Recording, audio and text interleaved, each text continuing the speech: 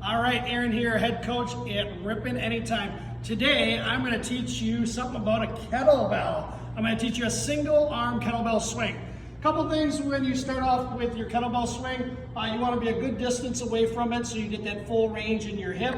Couple different coaching cues I like to show. I'm going to start with a simple, easy way to do a kettlebell swing, which is not the way I want you to finish with it. But for starters, so you reach out and kind of like you're hiking a football between your legs, you're going to grab it from a distance, and with your wrist, you want to have it locked and loaded. So it's sturdy, but it's not bent. So when you do your swing, it doesn't rotate at all. It stays right here the whole time. We're going to be a little bit wider with our feet so that you have a little bit more hip motion involved. So when I go, what I'm going to do for my training wheels, I like to call it, I'm going to generate enough power where I slide it through, and then I come up, I'm going to tap the side. This tapping of the side allows you to get the movement pattern down faster.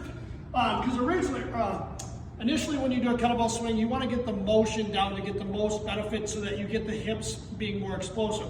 So generally, I don't like to tap when I get better at this movement, but for beginners, I always recommend starting that way so you get in the habit of how to feel. A lot of times kettlebells, people, when they swing them, they swing way too high.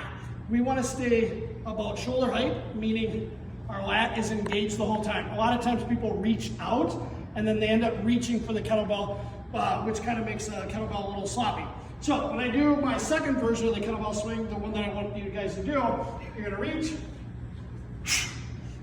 So notice my arm is at a 90-degree bend and I'm exploding every rep. When I switch, I can catch it. So that's a fun little transition. I'll teach you a good way of doing that in a second here. So if you notice what I did on the kettlebell swing, I'm hinging at the waist, I'm squeezing my butt at the top. This is locked and loaded, it's nice and sturdy. I inhale, I make exhale. This arm allows me to generate a little bit more power too. All right, when I did that little catch thing in between, so let's say I'm doing single obviously, and I do 8 reps. So I catch it on the 8th rep, and I want to catch it mid-air. So I'm gonna do 4 in a row.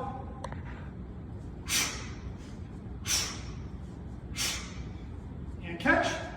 So all I do, and this is hard to demonstrate on video, I'm trying to catch straight down into it, okay? It's kind of a fun little transition. So check out the kettlebell swing. If you have questions or anything like that on form or technique, I can go a lot longer on a video and break it down a little bit, but if you come see me in the club, I'll show you how to get it done.